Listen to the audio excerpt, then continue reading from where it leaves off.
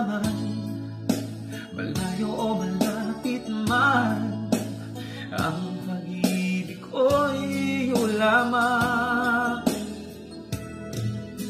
Ika'y pangarap ko sa tuwina, lagi kang naman ang isip. Ikaw ang siyang tibok ng aking bibig. Kahit na anong mangyari, ikaw at ikaw pa rin.